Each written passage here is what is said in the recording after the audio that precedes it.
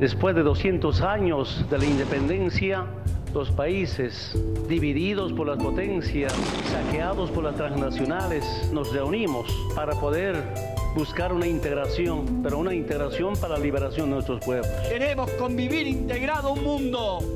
Es hora que ese mundo le ponga freno a los fondos buitres y a los bancos insaciables. Fondos buitres que además amenazan y hostigan. Estamos aquí para ganar, estamos aquí para formar gobiernos, estamos aquí para cambiar el país. También son terroristas económicos, los que desestabilizan la economía de un país y provocan pobreza, hambre y miseria a partir del pecado de la especulación. Alca, al carajo. Es que aquí ya no mandan los banqueros, aquí ya no manda el poder mediático, aquí ya no manda el Fondo Monetario y la burocracia internacional, aquí no manda la peluconería, aquí mandan ustedes. Estamos resueltos a ser libres, pase lo que pase y cuéstenos lo que nos cueste.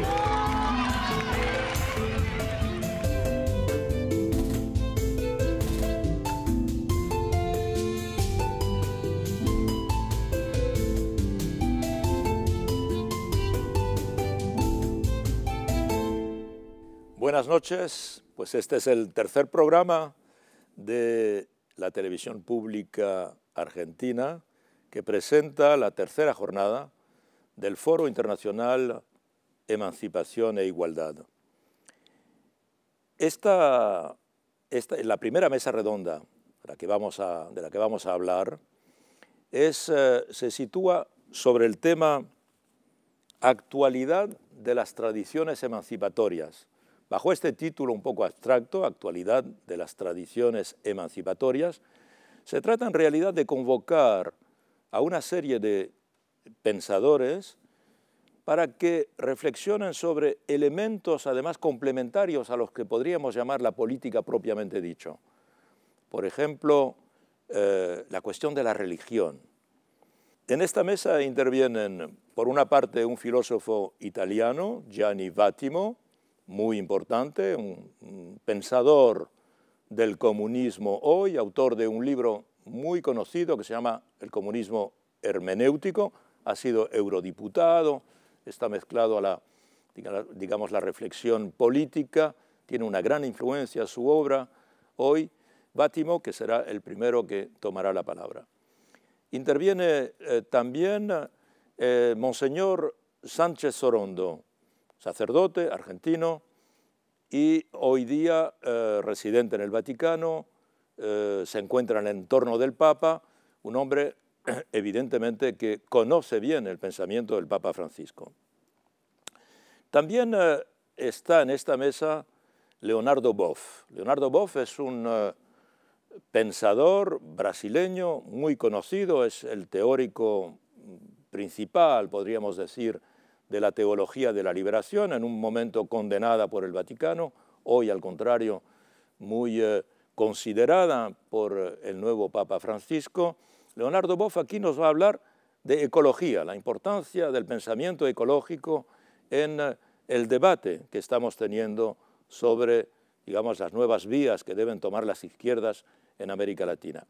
Y, por fin, Horacio González, director de la Biblioteca Nacional, escritor, pensador, que va a insistir sobre la importancia de la cultura. Nada puede hacerse en política, y en particular nada pueden hacer las izquierdas cuando hacen política, si no colocan a la cultura en uno de los puestos de mando, si no en el puesto de mando, evidentemente.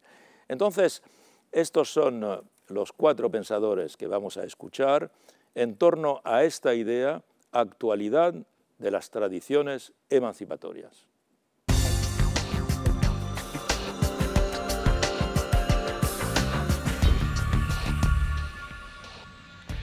Yo creo que son múltiples sentidos, pero el más fundamental es crear unos lazos de solidaridad y resistencia de cara a la investida fuerte que Estados Unidos, las grandes corporaciones están haciendo sobre América Latina.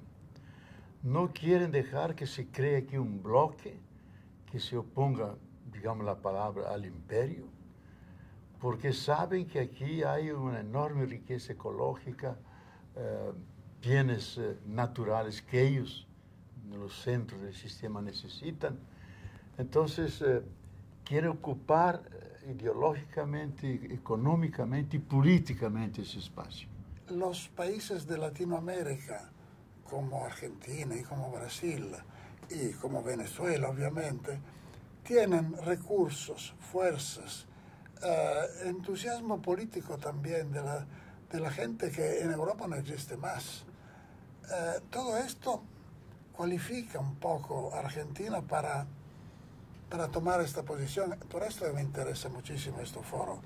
No creo que se va a decir cosas que no se sabían ya, por ejemplo.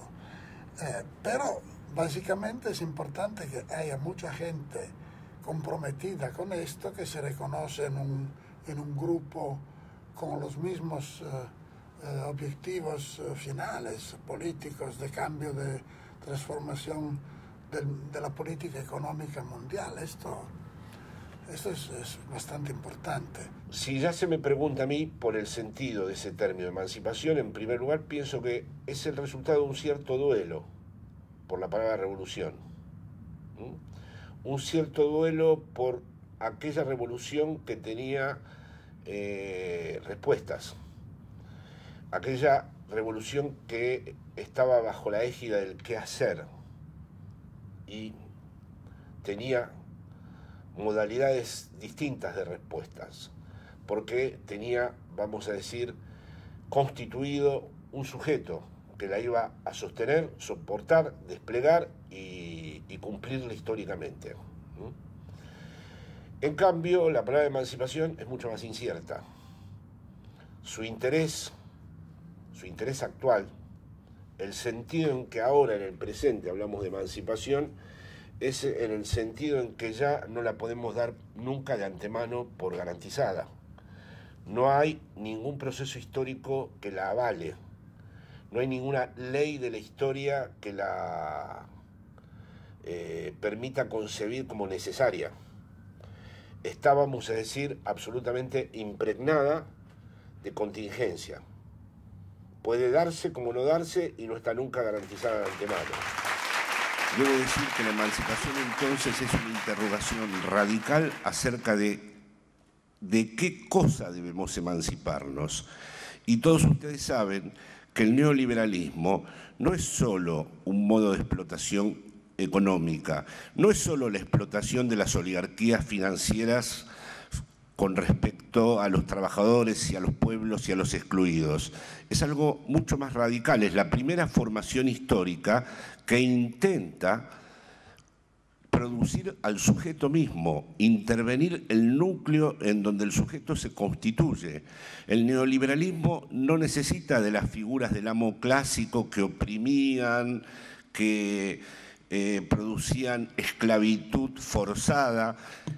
Hay muchísimo de eso, pero el neoliberalismo también produce seducción, coacher, entrenadores, monitores personales, libros de autoestima, entrenadores de diverso tipo del espíritu, porque el neoliberalismo por primera vez es una formación que pretende abarcar, tocar y alcanzar al núcleo mismo de la existencia en su constitución, y para ello la tiene que deshistorizar, para ello tiene que generar una desimbolización radical. Por lo tanto, todo proyecto emancipatorio debe tener en cuenta en este aspecto, y a mi juicio, el hecho mismo del lenguaje, porque la militancia verdadera comienza con aquellas prácticas instituyentes que sean prácticas en donde efectivamente lo que tenemos en común, y convengamos que antes de que aparecieran los maestros y los alumnos y los jefes y los que responden a los jefes, estuvo el lenguaje. El lenguaje es esa matriz de lo común a través de la cual podemos realizar una práctica instituyente militante. ¿En qué consiste una práctica instituyente militante desde este punto de vista? Y aquí termino. El capitalismo, en la versión clásica del marxismo, tenía un exterior. La revolución se proponía a sí mismo como el fundamento exterior al capitalismo. Actualmente la emancipación es interior al capitalismo y a la vez exterior. Está en un espacio inédito, tanto adentro como afuera. Y esa práctica instituyente de lo común, esa práctica instituyente de la palabra, tiene que tomar permanentemente decisiones acerca de qué aspectos del lazo social y de los sujetos no son susceptibles de ser integrados por el circuito del capital. Las novedades que pasaron en las últimas décadas en el mundo, políticamente, socialmente, etc., se han pasado acá. No, ciertamente no fue una novedad tan profunda social y políticamente el crecimiento de China, por ejemplo, que es un poder, una potencia industrial de la cual no se sabe mucho efectivamente, pero certamente no es un gran ejemplo, una gran promesa de nueva socialidad para nosotros en Europa. India tampoco, obviamente, tienen todavía, bueno, buenos por las vacas, pero tienen todavía vacas sagradas y el problema de castas, etcétera, etcétera. Quindi no es lo que pasó en Latinoamérica con estos movimientos de autoliberación de algunos pueblos frente a la dominación imperialista norteamericana, banquera, financiera, de las multinacionales, es lo que nos ayuda en Europa a pensar que es posible otro mundo, no el otro mundo de la Iglesia. Esperamos llegar un día, pero otro mundo, un mundo diferente acá, un mundo diferente sobre este planeta, etc. Es importantísimo que haya como... Yo siempre recuerdo que cuando yo era niño era un buen católico militante, catto comunista siempre, pero mucho más catto que comunista, ahora un poco. Había la virtud de los opositores en Italia, decían "ad veni baffone". El monseñor quizá lo entendió todavía, aún en Italia, en la Italia de los años 60, 70. Ad veni baffone significaba llegará un día el bigote, el gran bigote que era Stalin, obviamente. Era como, obviamente nadie se esperaba que venía Stalin en Italia, lo sabíamos que no era tan fácil vivir bajo el stalinismo, pero era la idea que hay como una alternativa existente de alguna parte. Ahora no digo que voy a sustituir a Davini Cristina con Davini Baffone, pero efectivamente la idea que hay países, grandes países como Argentina, Brasil, Venezuela, empezando con Cuba obviamente, Ecuador, etc., los países más o menos representados acá, que existen estos países y que pueden hacer una política aún con defectos y problemas, pero una política independiente del sistema mainstream, del sistema dominante, del conformismo, del pensamiento único, dominante, etcétera, etcétera. Esto nos ayuda, puede ayudarnos a devenir un poco menos colonizados nosotros mismos europeos por el mundo anglosajón, la finanza internacional, etcétera, etcétera.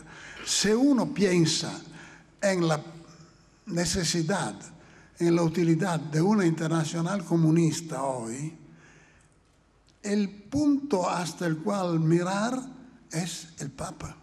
La única fuerza internacional, autoridad espiritual y política en muchos sentidos, que puede hoy constituir el centro, no de una internacional comunista de tipo Comintern, pero el centro alrededor del cual se conectan las fuerzas antihumanistas,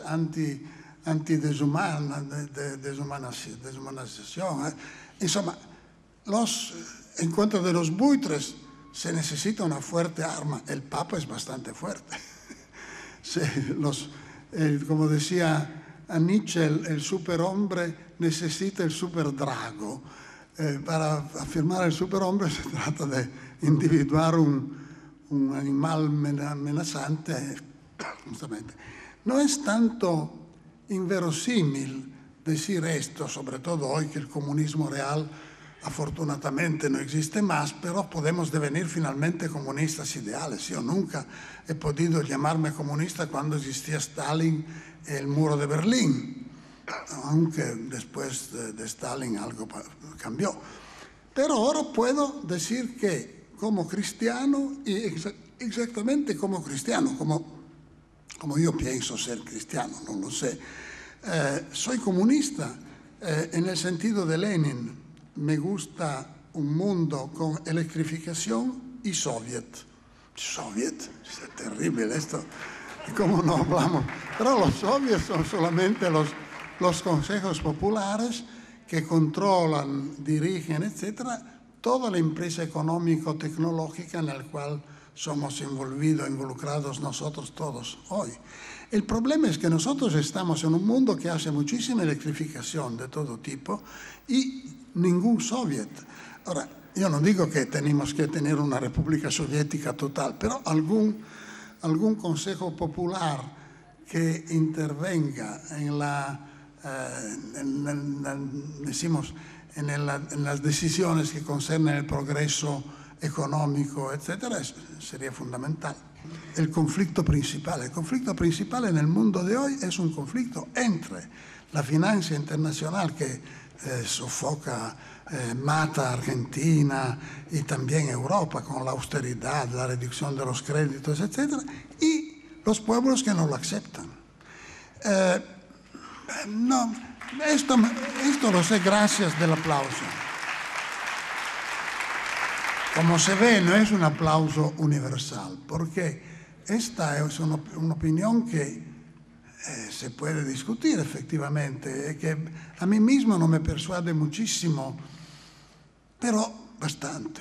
Es decir, que ¿quién son los partidarios del orden internacional, del Banco Mundial, del Fondo Monetario Internacional? Los que imponen a los estados europeos como Grecia, Portugal, Italia también, etcétera, imponen reglas económicas que se presentan como reglas científicamente valiosas. Pero estos economistas no son dioses, son gente que se educó, han trabajado, por ejemplo, por los grandes bancos, el Morgan Stanley, todos los bancos del mundo han tenido a su dependencia economistas que ahora se presentan como los economistas que aconsejan a los gobiernos, decimos, de Europa, etcétera, etcétera, a imponer estas medidas matantes, asesinas o como se llama.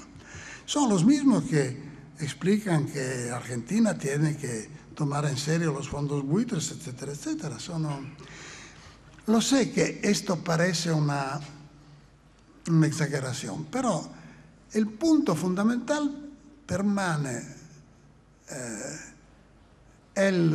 la falta de una globalización alternativa frente a la globalización conservadora de la cual somos víctimas. Necesitamos una internacional de los alternativos que no tenga más el sueño utópico militar de la revolución violenta, sino que podemos imaginar una revolución cultural. Se sabe que Mao mismo había pensado en la revolución cultural, pensando que efectivamente en China se necesitaba una scossa, un choque para realizar lo que Mao había pensado. Bueno, esto no es nuestro tema ahora, pero la revolución hoy tiene que ser cultural y religiosa y no puede ser puramente política. Una revolución política, por ejemplo, organizar un partido que gane las elecciones en Italia los próximos, no sé cuándo, si va a haber elecciones más en Italia, implicaría como adoptar modelos neocapitalistas de desarrollo. No se puede predicar una reducción de las consumaciones, del consumo. El pueblo se revolta. Justamente como el pueblo no consuma mucho, necesita incluso planes de desarrollo económico, electrificación, pero sin una gran motivación cultural y religiosa, no se llega ni siquiera a obtener un plano quinquenal un poco menos injusto. En italiano tenemos la expresión utilizar un cañón para matar un mosquito. Nosotros estamos en una situación en la cual o utilizamos grandes medios culturales, religiosos, espirituales, bajo la guía, por ejemplo, del Papa, pero no solo del Papa, hay otros jefes religiosos que se presentan muy bien. Pero fundamentalmente hoy un movimiento mundial de escucha de los pobres, de revuelta en todos los lugares posibles, en la ONU, en las relaciones internacionales, al interior de los estados, etc. Una revuelta en contra de una producción capitalista siempre más explotadora y siempre menos eficaz para garantizar, porque nosotros en Italia tenemos la austeridad europea desde 2 años o 3 años. El desempleo aumentó, el hambre también, la desilusión total en los partidos se realiza. Dunque, necesitamos como una llamada a la transformación que no sea simplemente el moralismo. Cuando yo era chico tenía un director de conciencia que me decía, ma ¿cómo tú vas a hacer política? Ocúpate solamente de tu alma, deviene mejor. Y yo decía, ma veramente me interesaría. Ora, yo no estoy predicando la idea que el Papa siga diciendo que sean buenos, por favor. Incluso el Papa ha dicho otra cosa, que hagan lío, que eso es muy importante. Es decir, que el movimiento espiritual cultural que se opone a la deshumanización del mundo a través de la intensificación de la disciplina capitalista, de la disciplina de los buitres, etc. Este movimiento es incluso un movimiento de molestia al mundo capitalista, que no, como lo que hago yo en mi Piemonte con la lucha en contra del tren internacional que no tiene sentido, que gasta mucho dinero, etcétera, etcétera. Esto es lo que podemos imaginarnos como un futuro papa internacionalista. Lo digo acá con toda la conciencia de escandalizar un poco, pero no muchísimo. ¿Quién es el Papa Francisco? Realmente los argentinos lo conocen, no suficientemente, diría. Porque lo ubican así, pero algunos lo conocen más. Yo diría, hay muchos textos de él. Él es casi como Mozart en la música, está continuamente, habla con un estilo nuevo y está siempre recreando y profundizando sus mismas ideas que va exponiendo de diversos modos. Ahora, en Río, tuvo un encuentro con los argentinos, que para mí es uno de los más bonitos de las cosas, como síntesis de su programa. Tuvo un encuentro con los argentinos porque como no venía a la Argentina, fuera de programa, dijo, bueno, por lo menos los encuentros argentinos en Río, en la Catedral de San Sebastián. Estaba repleta, naturalmente, porque fueron muchísimos argentinos a Río, de todo tipo. Estaban también los cartoneros, yo soy muy amigo de Juan Grabois, se organizó llevarlos allí. Bueno, ¿qué dijo? ¿Qué es lo que yo quiero? Y aquí me gusta, porque el profesor ya lo dijo, que yo lo admiro mucho al profesor Bátimo, era muy amigo de un amigo mío que era Pietro Prini, y él fue la persona que lo lanchó a Prini a gran nivel, porque Prini hablaba de la iglesia sumersa, que había hoy una iglesia sumersa que no se expresaba. Ahora se expresa la iglesia sumersa, y esto es una gran cosa también del Papa Francisco. Pero volviendo a lo de Río, allí dijo: quiero lío. ¿Pero qué tipo de lío? Quiero lío a partir del mensaje de Cristo, porque este es a partir de este escándalo, que significa, habló del escándalo, yo por eso dije casi tenía tonos kierkegaardianos, a partir del escándalo de Cristo. ¿Y cuál es el escándalo de Cristo?, le preguntó un muchacho ahí. Es muy simple, tenés que leer Mateo 5, que son las beatitudes, las bienaventuranzas.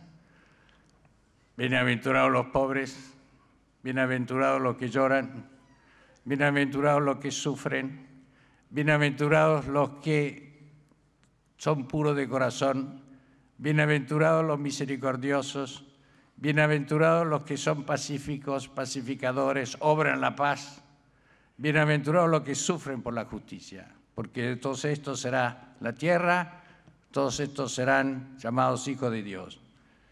Y luego, naturalmente, esto lo dijo, es el programa de mi pontificado. Ahora, fíjense que este discurso de la bienaventuranza, que es el discurso más revolucionario de la historia, no hay ningún discurso emancipador y revolucionario como el primer discurso de Cristo, que se llama el Sermón de la Montaña. No hay ninguno. San Francisco es revolucionario porque imita este discurso, porque quiere este discurso. No hay discurso de Demóstenes, no hay discurso de Platón, no hay un discurso más revolucionario. Si después los cristianos no lo cumplieron, ese es otro problema. De cualquier manera, este discurso ha traído ideas fundamentales en el mundo, que son la libertad.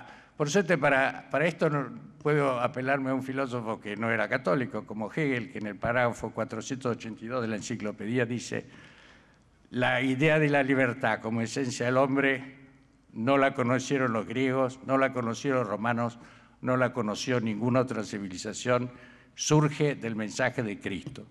La idea de la división del poder para la Iglesia, fundado en la libertad, y un poder para la sociedad civil diversa, surge de Cristo, dar a César lo que es de César, a Dios lo que es de Dios. La idea contra la esclavitud, que entonces era considerada, para Aristóteles, uno de los más grandes genios políticos, decía que había seres que naturalmente son esclavos, por natura, catafucios. Eso fue abolido por obra del Espíritu Santo, naturalmente con muchas dificultades, pero en la historia fue abolido por obra del Espíritu Santo, que es el Espíritu de Cristo. Muy bien, el Papa quiere eso. En definitiva, y concluyo, tal vez después tengamos oportunidad de decir alguna otra palabra final, de conjunto. Creo que es verdad lo que dice el profesor y Bátimo, y que en este caso no por ser Papa, sino por ser Francisco, que es todo un símbolo, es el símbolo de volver al centro del Evangelio, de volver a esas beatitudes que el Señor pone como centro, de volver a otro tema que él mismo dijo en Río, que es Mateo 25, cuando los justos dicen: pero Señor, ¿cuándo te hemos visitado?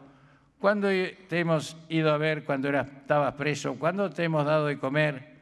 ¿Cuándo te hemos dado de beber? ¿Cuándo te hemos dado techo? El Señor dice: cuando lo habéis hecho a uno de los más pequeños, a mí me lo habéis hecho. Eso es el otro tema de Francisco. O sea, Francisco considera que los problemas del mundo global, los sufrimientos del mundo global, son la llaga de Cristo. Esto lo ha dicho varias veces y es así.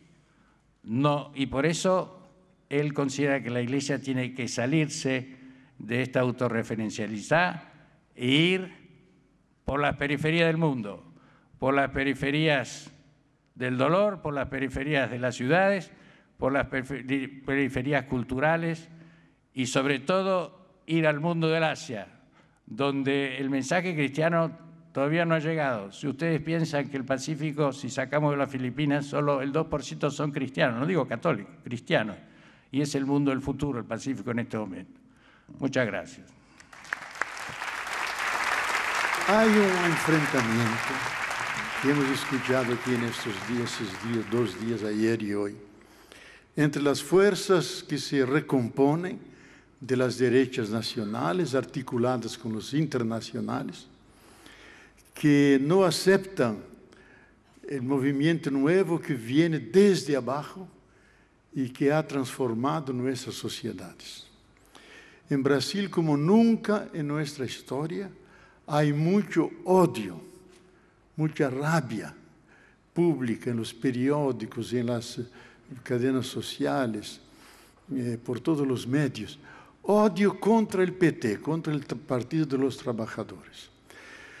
Pero si analizamos un poco mejor, no es odio contra un partido, es odio contra los proyectos sociales que este partido propició y que ha permitido que en 8 años, 12 años, una Argentina entera fuese incluida en la sociedad ciudadana. La emancipación, la igualdad, no existen todavía de forma suficiente. Es un proyecto que debemos construirlo conjuntamente y comunitariamente. Porque los datos que tenemos de la situación del mundo gritan al cielo. Ayer nos habló, un poco asustándonos, pero con buenas bases, Chomsky, que vivimos bajo 2 peligros, 2 amenazas fundamentales. Una nuclear, en el grupo nuestro de la Carta de la Tierra, que es animado por Gorbachev. Mercedes Sosa y yo, la negra, le preguntamos una vez en la pausa del café.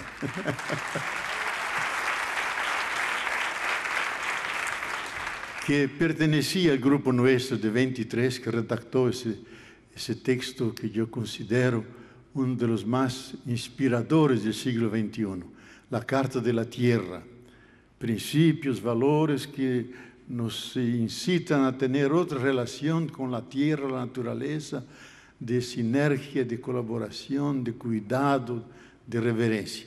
Le preguntamos a él, ¿es verdad que tú podías tomar el teléfono rojo y deslanchar una guerra nuclear? Y él decía, había 2 generales locos que continuamente me hablaban al oído, que vamos al encuentro, vamos a una confrontación última con Occidente, vamos a la guerra.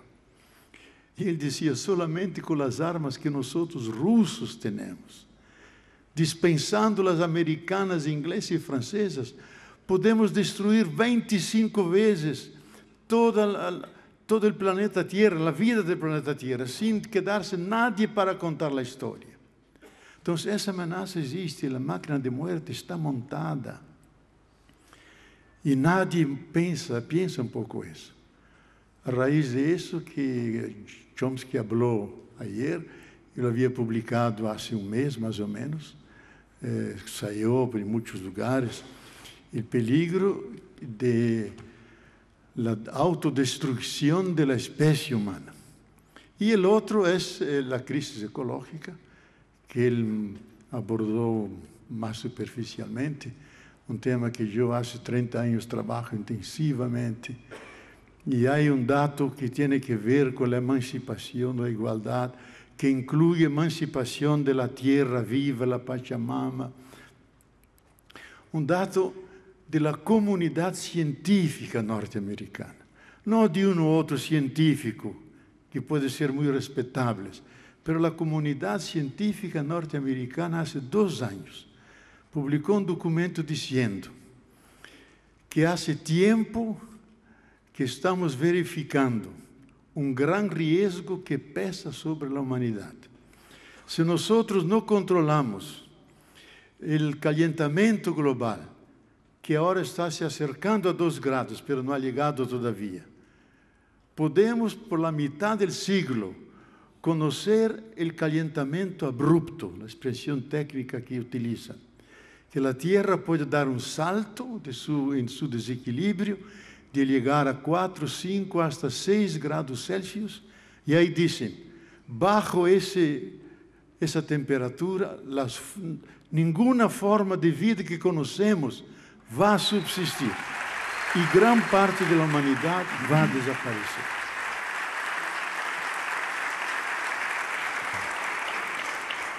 Yo creo que la característica principal de esas democracias, no solamente en Brasil y en otros países, es que han impuesto límites a la perversidad del sistema del capital.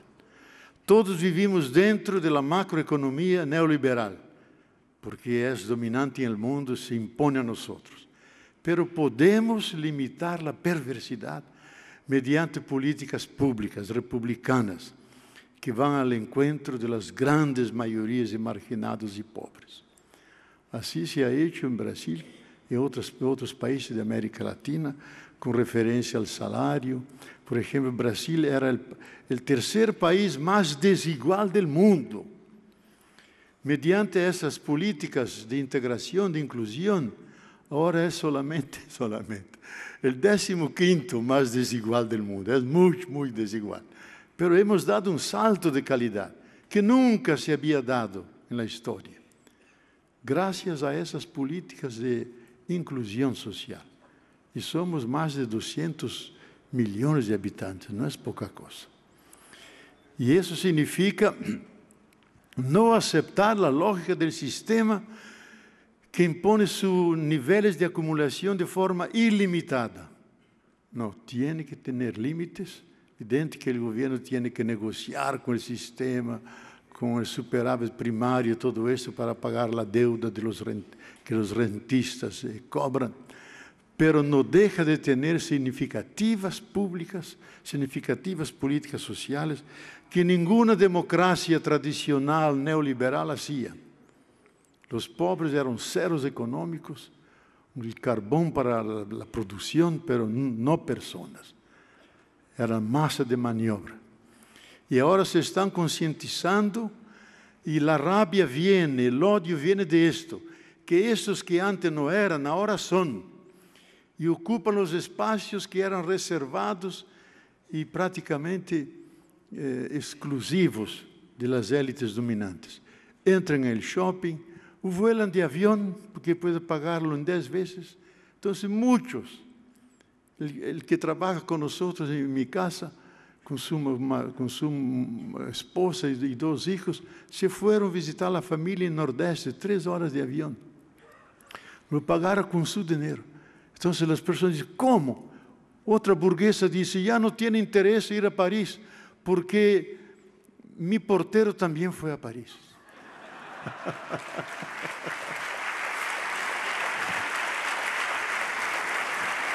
Cabe decir, vivimos em sociedades muito desiguais e por isso com parco nível de emancipação. Pero são sociedades em movimento, desde as raízes ancestrais indígenas hasta os movimentos sociais autônomos que subyacen às novas democracias de cunho popular. Elas se propõem superar o assistencialismo e a filantropia. Junto com o pueblo organizado e a nova consciência indígena, se estão superando lentamente o abismo da desigualdade e criando assim as condições para uma emancipação real, sempre desejada, muitas vezes vencida, pero nunca muerta, e agora despierta com pleno vigor e vitalidade. Muitas gracias.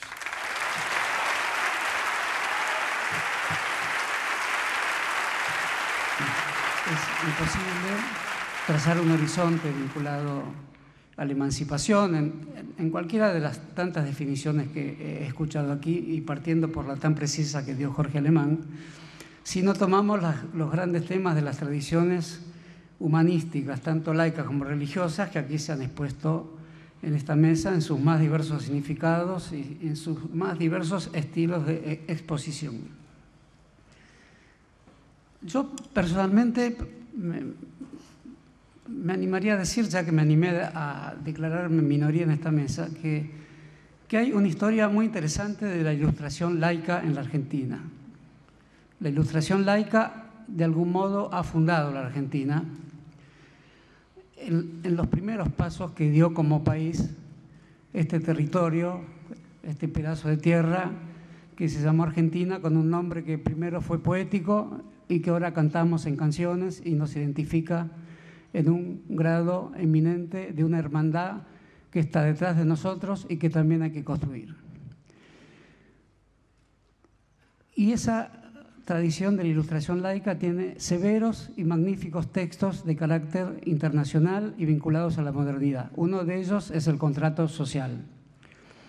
El Contrato Social, publicado por Mariano Moreno, que en la Argentina se lo conmemora como fundador de periódicos, de instituciones políticas que van desde las primeras formaciones militares de la Argentina hasta la biblioteca y de muchísimas otras instituciones junto a los demás personajes que todos conocemos de esos primeros pasos como república.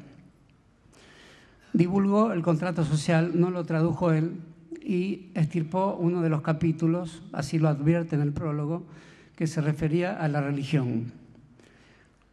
Definió que Rousseau desvariaba en materia religiosa. Eran los pasos de prudencia que daba la Ilustración argentina, que tiene una complejísima relación con la vida religiosa. La Revolución dividió de alguna manera a la Iglesia y la Iglesia de alguna manera dividió también a la Revolución. También ocurrió con el peronismo en el siglo subsiguiente. Cuando al promediar los años 50 ocurrieron los acontecimientos por todos conocidos, el peronismo dividió a la Iglesia y la Iglesia de alguna manera dividió al peronismo. No son estos casos fáciles de relatar, menos en esta mesa, pero no lo son para ningún argentino también. Y son los temas de los que tenemos que seguir hablando, porque un sujeto político emancipado no se construye al margen del gran debate de estos temas, que quedan pendientes como todos los temas. Nuestra calidad de sujeto político se define por los temas que quedan pendientes, tantos como los que podemos saber resolver. El fútbol y las cárceles son las grandes inventoras del idioma. Después queda un poquito para los que se llaman intelectuales, poetas, un poco le dejamos a Borges, otro poco a Marechal, pero el idioma argentino se inventa en las cárceles, como en casi todos lados, y se inventa en las canchas de fútbol. Primeriar es una expresión que, si yo mal no recuerdo, alguien podrá corregirme, se emplea en las canchas de fútbol. Ahora se emplea en el comité central que ha inventado el compañero Bátimo en el Vaticano. No me acuerdo cómo lo llamó. Y ahí el Papa interno. Pero tengo una divergencia, y no sé si también con Jorge Alemán aquí. Yo escuché esa frase del Papa, me pareció sumamente interesante y atrevida en el sentido teológico a más no poder. Dios nos primerea y perdona. El Monseñor Sánchez Orondo, que si lo hizo de la manera en que lo hizo, debo reconocerle su infinita prudencia, dijo la Iglesia nos primerea, es un poquito diferente. Creo que el Papa dijo Dios nos primerea. Dios nos primerea, dijo. Dios nos primerea. Cuando vos pecaste, Él ya te perdonó. Yo lo que digo, perdóneme, monseñor, que haga una interpretación teológica totalmente desvariada en su presencia, me parece que es muy atrevida porque la tradición teológica conservadora, por lo menos, espera que los hechos se consumen y Dios actúa después. Pues, no me mira así, monseñor, porque...